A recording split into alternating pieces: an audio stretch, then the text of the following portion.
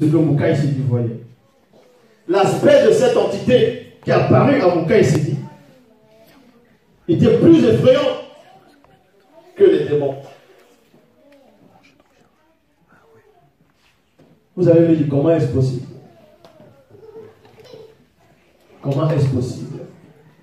Parce que la perfection, la sainteté à l'état pur fait fuir ce qui n'est pas beau. Fait fuir ce qui est sale. La beauté, ça effraie. Si tu vois quelqu'un qui est difforme, tu vas regarder cette personne étrangement, en tout cas certains vont regarder cette personne bizarrement, d'autres vont essayer de se moquer de la personne. Mais si tu regardes une personne qui a une beauté incroyable, tu fais quoi? Tu auras peur de sa beauté. Tu vas être subjugué. Tu es comme inoptisé. C'est ça le mystère dans le plan spirituel. Il ne faut pas avoir peur du monde occulte. Il faut d'abord connaître ceux du grand ordre des choses. Et ce que vous ne savez pas, ce dont vous ignorez, c'est que quand votre esprit va atteindre, je ne dis pas sa pleine puissance, mais la puissance, les démons seront ceux qui seront en train de voir. Souvenez-vous de l'histoire de Étoum, ce qu'on appelle Goliath dans les bibliques classiques, contre Tondon. Goliath contre David. Au moment d'aller au combat, Moutatedi va ramener spirituellement l'esprit de Tondon au milieu des soldats. Quand ses frères l'ont vu, ils se sont irrités. Personne n'a été effrayé. Puisqu'on a vu le corps spirituel de Tondon. Ils avaient à peu près, ils étaient presque pareils. Mais le temps s'est un peu écoulé.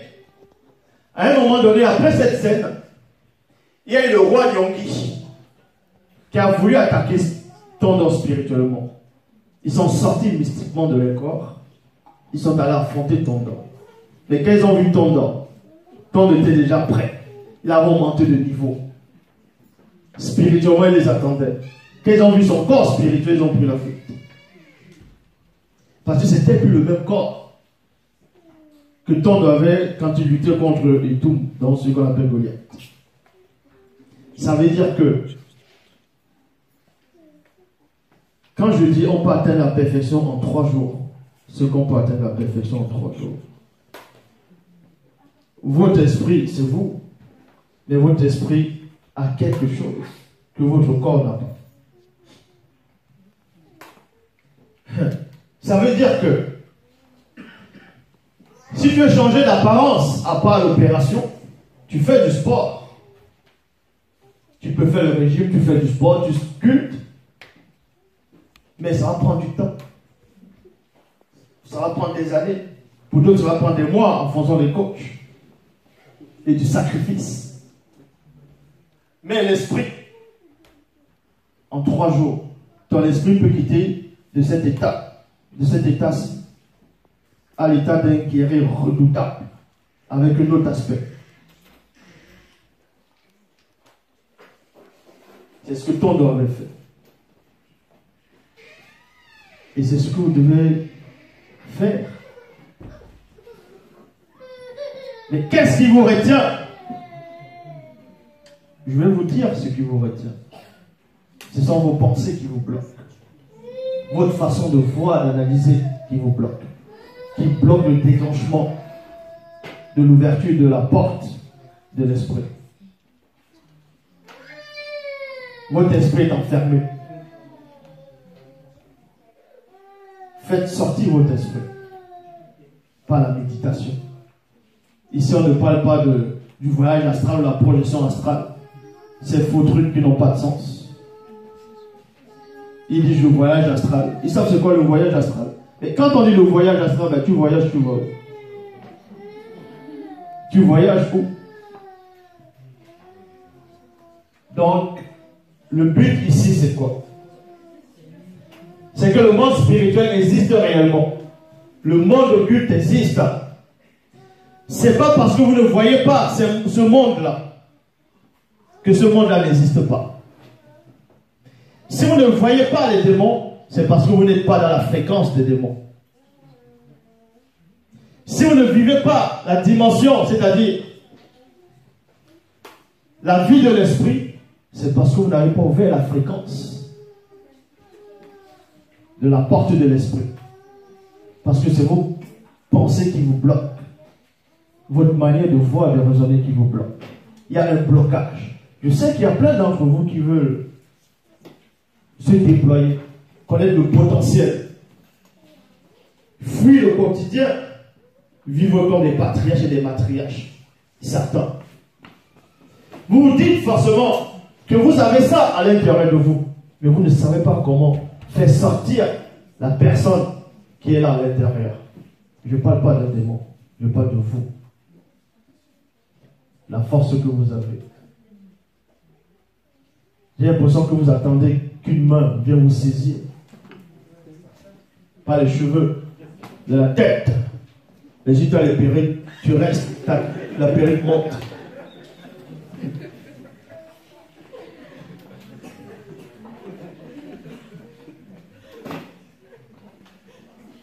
Et là, si tu as pas les cheveux, ça se passe comment?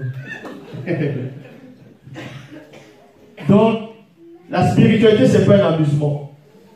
Laissez les autres s'amuser. Les religions du révélé, tous ces trucs, le cinéma. Le monde spirituel existe réellement. Il y a plusieurs dimensions. Le monde spirituel ressemble à quoi? Correspond à quoi? Là, vous êtes dans une pièce. Il fait un peu chaud. Vous êtes à l'aise. Dehors, il fait froid. Admettons, vous ne connaissez pas le monde du froid.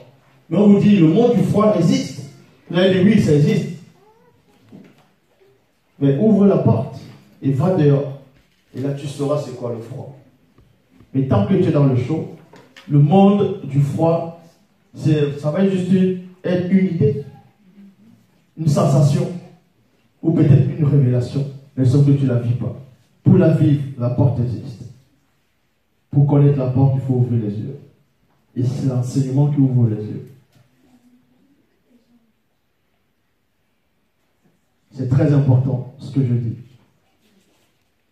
C'est très important. Il y a plusieurs appelés, mais peu d'élus. Plusieurs appelés, mais peu d'élus. Pour être un véritable guerrier ou voyant. Quand il dit voyant, pas des marabouts. Parce que les prophètes d'autrefois, on les appelle des voyants. Voyant, c'est celui qui voit. Il voit.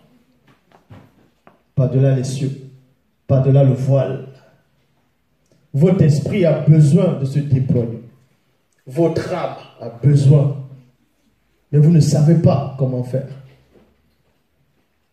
Parce que vous le bloquez par vos pensées. Les pensées sont des portes. Ça bloque.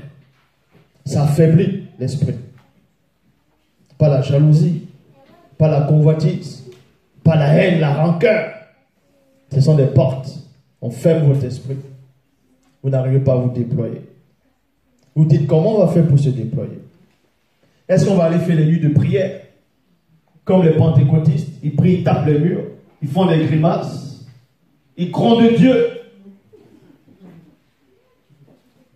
Ils font des grimaces et le Saint-Esprit arrive. Non, c'est pas ainsi. Changez votre mentalité. C'est là qu'il faut changer. Ça, c'est la base. Et c'est là où vous allez comprendre. Pour s'aimer, il faut travailler la terre.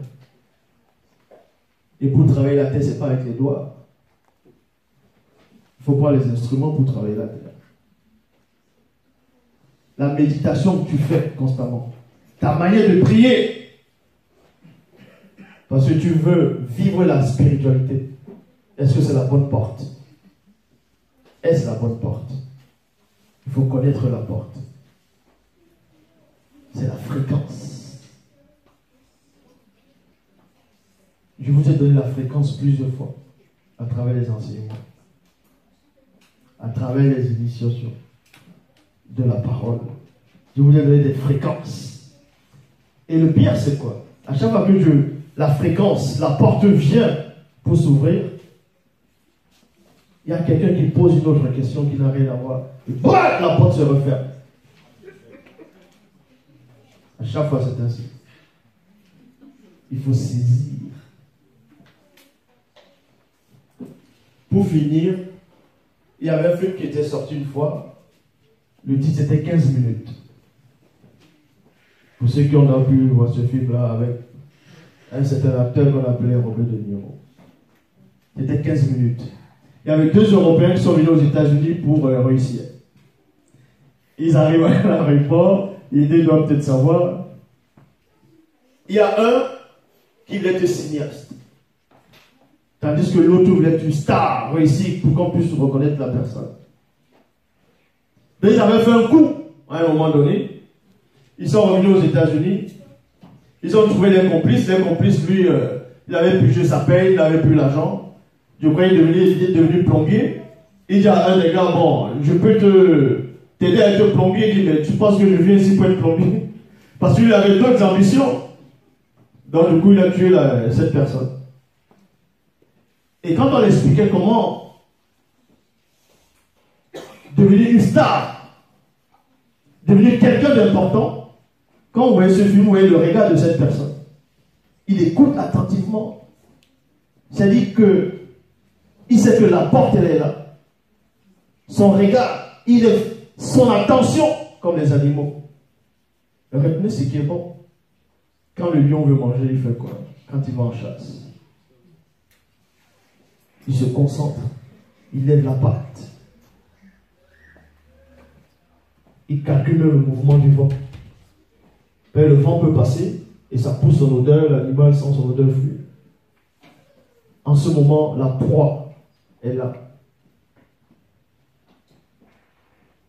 Le gibier est là. Et le prédateur, il calcule. Est-ce que quand vous recevez les enseignements, vous prêtez attention?